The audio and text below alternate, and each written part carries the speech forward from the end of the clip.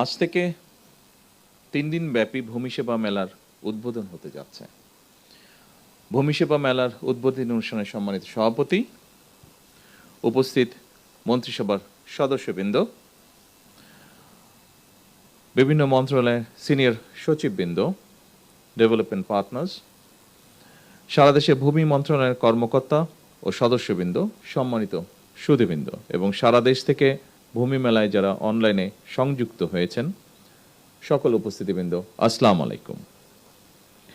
ভূমি কিংবা জমি সংক্রান্ত তথ্য হালনাগাদ করা কিংবা খাজনা প্রদান, এইসব বিষয়গুলো সম্পর্কে ইতিমধ্যেই আপনারা যারা আলোচনা করেছেন কম বেশি তাদের কাছ থেকে আমরা জেনেছি, আমরা সকলেই কম বেশি তাদের কাছ থেকে শুনতে পেয়েছি বা জেনেছি। আমি আর সেগুলো আবার নতুন করে বলতে চাই না। উপস্থিতিবৃন্দ, যুগ যুগ ধরে ভূমি জমি সংক্রান্ত হিসাব নিকাশ এবং এসবের ভাগ বাটোর একটি চলমান প্রক্রিয়া আমাদের সমাজ জীবনে বা পারিবারিক জীবনে। জগতের নিয়মে প্রজন্মের পর প্রজন্ম অতীত হয়ে গেলেও ভূমি জমি এটা থেকেই যায়। সময়ের পরিক্রমায় একই পরিবার হয়তো একই জমি বিভিন্ন শরিকদের মধ্যে বারবার বন্টন হতে থাকে। ফলে সঙ্গত কারণেই একই পরিবার এবং স্বজনদের মধ্যে বন্টন প্রক্রিয়া কিংবা বিক্রি সূত্রে জমির মালিকানাও বারবার পরিবর্তন ঘটতে থাকে। শুধু যুগ যুগ নয়, বলা যায় শতাব্দীর পর শতাব্দী ধরেও ভূমি জমির মালিকানা এইভাবেই নির্ধারিত হয়ে আসছে। আজ থেকে হয়তো ১০০ বছর আগে যেই জমির মালিক ছিলেন মাত্র একজন মানুষ, বর্তমানে সেই জমির মালিক হয়তো অনেক বেশি সংখ্যক মানুষ।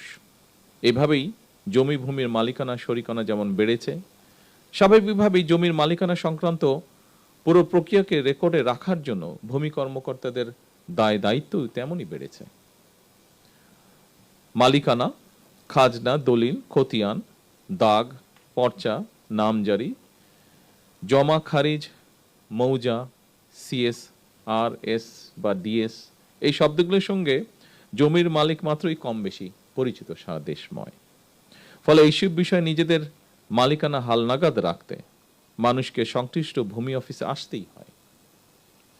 তবে প্রযুক্তিগত উন্নয়নের সাথে সাথেই ভূমি ব্যবস্থাপনাও আধুনিকরণ হয়েছে। সেবা গ্রহীতাগণ নিজের জমিজমা সংক্রান্ত বিষয়গুলি বর্তমানে ঘরে বসেই অনলাইনে সম্পন্ন করতে সুযোগ পাচ্ছেন।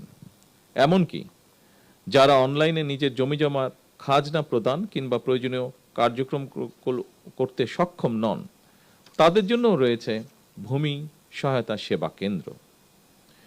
বেসরকারি উদ্যোক্তাদের পরিচালনায় ইতিমধ্যেই দেশের ৬১টি জেলায় বর্তমানে ৮৯৩টি ভূমি সেবা সহায়তা কেন্দ্র চালু রয়েছে।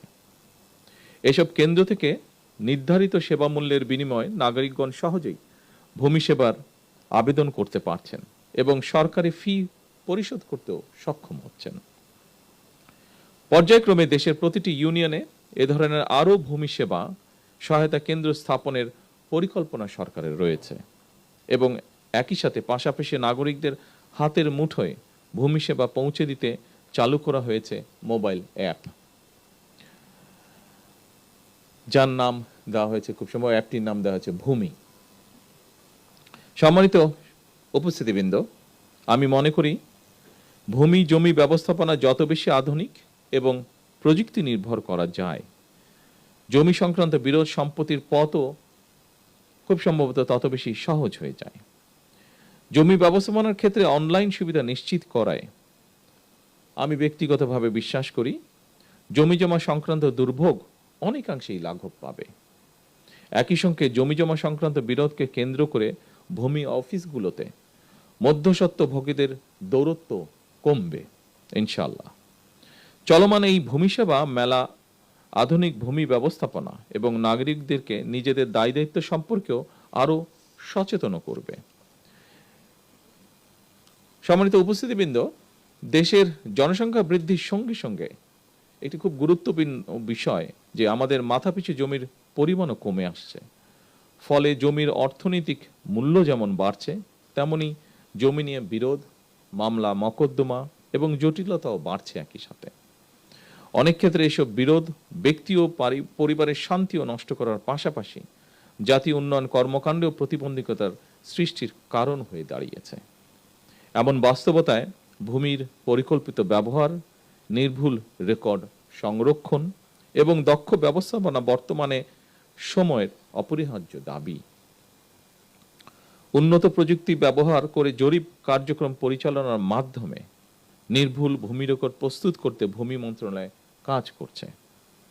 একই সঙ্গে ভূমি প্রশাসনের প্রায় সকল সেবাকে ডিজিটাল প্ল্যাটফর্মে নিয়ে এসে নাগরিকদের জন্য সেবা গ্রহণকে আরো সহজ, দ্রুত এবং কার্যকর করারও উদ্যোগ নেওয়া হয়েছে।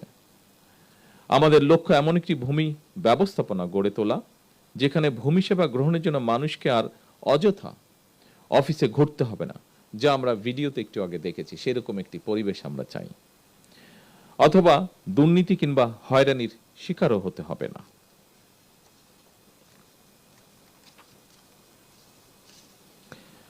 সম্মানিত উপস্থিতিবৃন্দ, দেশের ভূমি ব্যবস্থাপনাকে আধুনিকায়ন করে জমি জমা সংক্রান্ত বিষয়ে জনগণকে সহায়তার লক্ষ্যে সারা দেশে ভূমি সেবা মেলা আয়োজন এবং ভূমি ব্যবস্থাপনাকে আরো সহজ এবং আধুনিকীকরণ করার ব্যাপারে আমরা জাতীয় নির্বাচনের কয়েক বছর আগে প্রণীত 31 দফা এবং সর্বশেষ নির্বাচনী ইশতেহারেও বিষয়টি উল্লেখ করেছিলাম।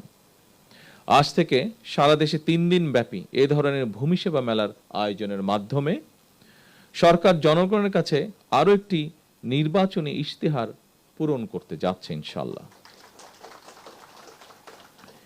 এভাবেই সরকার পর্যায়ক্রমে একের পর এক নির্বাচনী ইশতেহারের প্রতিটি দফা বাস্তবায়নের মাধ্যমে জনগণের কাছে দেওয়া ওয়াদা পূরণের রাজনীতিকে এগিয়ে নিয়ে যাবার চেষ্টা করছে।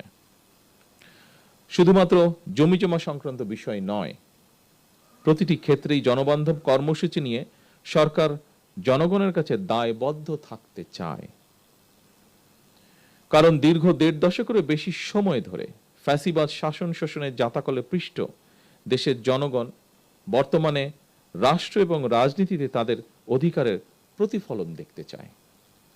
এ কারণেই বর্তমান সরকার রাষ্ট্র পরিচালনার প্রথম সপ্তাহ থেকেই নির্বাচনী ইশতেহার এবং জুলাই সনদের প্রতিটি দফা পর্যায়ক্রমে বাস্তবায়নের দিকে মনোযোগ দিয়েছে। সম্মানিত সুধীবৃন্দ, সারা দেশে বিভিন্ন পর্যায়ের আদালতগুলোতে দেওয়ানি এবং ফৌজদারি সব মিলিয়ে খুব সম্ভবত 47 লাখেরও বেশি মামলা বিচারাধীন রয়েছে।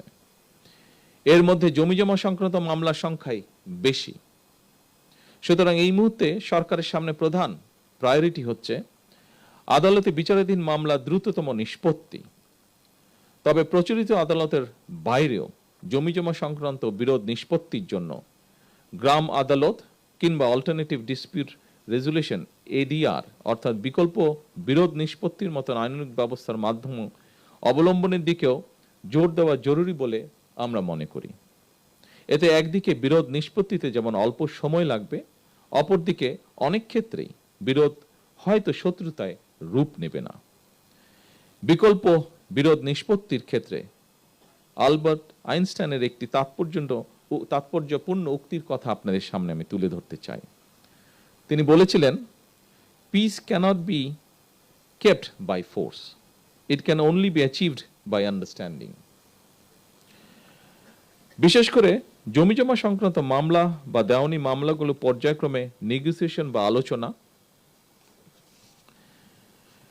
মধ্যস্থতা বা সালিশ কিংবা সমঝোতার মাধ্যমে বিকল্প বিরোধ নিষ্পত্তির পথ কার্যকর করা গেলে একদিকে আদালতে বিচারাধীন মামলার জট কমবে, অপরদিকে দ্রুততম সময়ের মধ্যে জমিজমা সংক্রান্ত বিরোধ নিষ্পত্তি করাও সহজ হবে।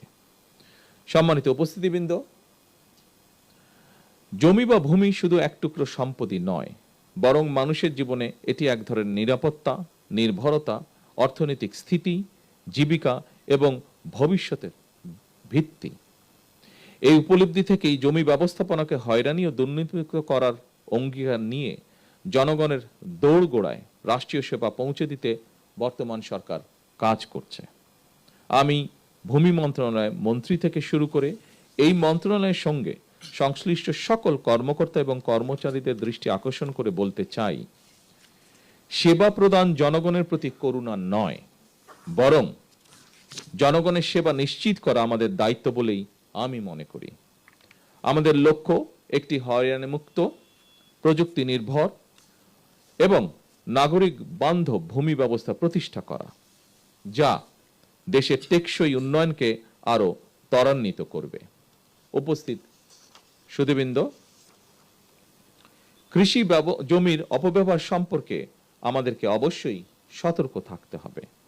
কৃষি, অকৃষি জমি কিংবা এক ফসলি, দুই ফসলি বা তিন ফসলি জমির ব্যবহার এবং ব্যবস্থাপনা নিয়ে হয়তো অন্য একটি ইভেন্টে আমরা আলাপ করতে পারি।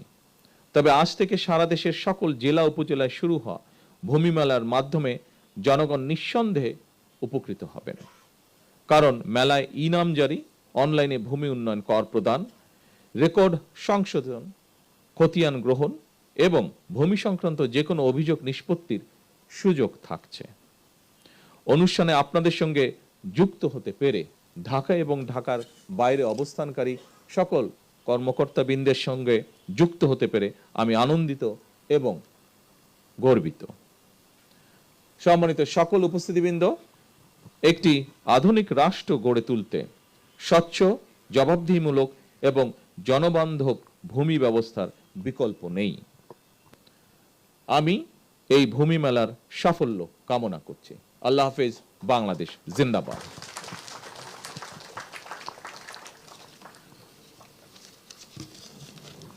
মাননীয় প্রধানমন্ত্রীকে তার প্রেরণা সঞ্চারী দিক নির্দেশনামূলক ভাষণের জন্য আন্তরিক ধন্যবাদ জানাই। এবার মেলার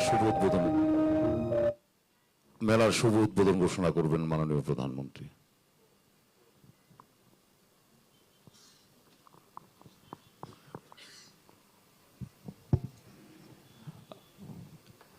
আমি বোধহয় খুব সম্ভবত অলরেডি আমার বক্তব্যে একবার বলে ফেলেছি কথাটা। জি, আনুষ্ঠানিকভাবে আমি এই মেলার শুভ উদ্বোধন ঘোষণা করছি। ধন্যবাদ মাননীয় প্রধানমন্ত্রী। সম্মানিত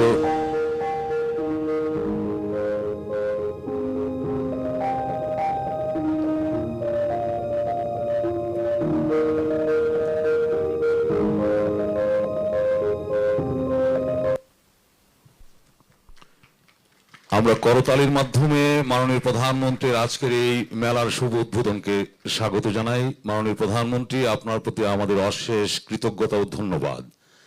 সুধীমণ্ডলী, এর মধ্য দিয়ে ভূমি সেবা মেলা 2026-এর উদ্বোধনী পর্ব শেষ হলো।